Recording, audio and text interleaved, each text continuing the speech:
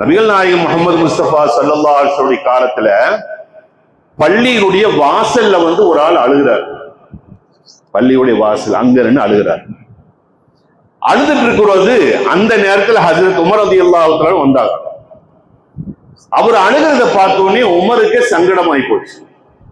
ஏன் இப்படி அழுகிறாரு? நேர உள்ளுக்குள்ள பள்ளிக்குள்ள வந்தாங்க. ரசூலுல்லாஹ்ட்ட யா ரசூலுல்லாஹ், ஒரு ஆள் பள்ளியுடைய வாசல்ல நின்றுகிட்டு அழுகிறாரு. எதுக்கு அழுகிறாரு? அவர் கூப்பிடுங்க. உமரை போய் கூட்டிட்டு வந்தாங்க. ரசூலுல்லாஹ்க்கு முன்னாடி வந்து உட்கார்ந்தார். உட்கார்ந்தா அழுகிறாரு. அப்படி அழுகிறாரு. அவர் ஒரு வார்த்தை பேச முடியாம தடுமாற்றத்துல அழுதுட்டே இருக்கிறார். என்ன, ஏன் அழுகுறீங்க? சொல்லுங்க, என்ன அழுகுற? யார் சொல்லலாம் அப்படின்னு அழுகிறாரு. அப்ப அவரால் வார்த்தை வராமானப்போ ரசூலுல்லாஹ் கேட்டாங்க, என்ன பாவம் செஞ்சீங்களான்னு. ஆமா யார் ரசூலுல்லாஹ், பெரிய பாவம் செஞ்சீங்க, பெரிய பாவம். அழுகிறார். அப்ப அவருடைய அந்த அந்த அழுகிய பார்த்தோட ரசூலுல்லாஹ் கேட்டாங்க, நீ செஞ்ச பாவம் வானத்தை விட பெருசான்னு கேட்டாங்க. வானத்தை விட பெரியதான்? இல்ல யா ரசூலுல்லாஹ், இல்ல இல்ல இல்ல. இந்த பூமியை விட பெருசான்னு கேட்டாங்க. இல்ல யா ரசூலுல்லாஹ், இல்ல யா ரசூலுல்லாஹ், நான் பெரிய பாவம் செஞ்சுட்டேன், பெரிய பாவம். அப்புறம் அழுகிறார்.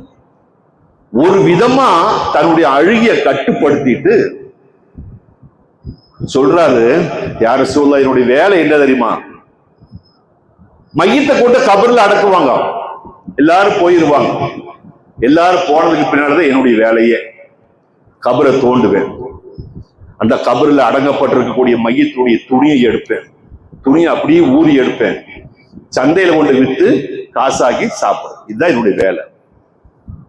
இப்படி இருக்கிறது ஒரு சுப்பிரபாதத்துல நான் ஒரு கபரில் அடக்கப்பட்டிருக்கக்கூடிய ஒரு மையத்துடைய அந்த ஆடையை ஊறுகின்ற பொழுது ஒரு அழகான ஒரு பெண்ணுடைய மையத்து ஜனாசா, அழகான பெண், அதை விட்டுட்டு வர்றதுக்கு எனக்கு மனசு இல்லை. என்னமோ தப்பு செய்யணும் போல தோணுச்சு. தப்பு செஞ்சுட்டேன். தப்பு ஜனாசாக்கு மேல படுத்து நான் தப்பு செஞ்சுட்டேன்.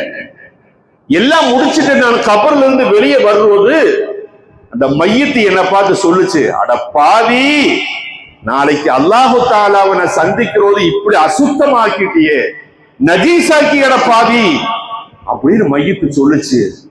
பதறி போயிட்ட யா ரசூலுல்லாஹ், பதறி போயிட்ட, நேரம் உங்கள்கிட்ட தான் ஓடி வர்ற யா ரசூலுல்லாஹ் அப்படின்னு சொன்ன உடனே ரசூலுல்லாஹ் பொறுக்கல.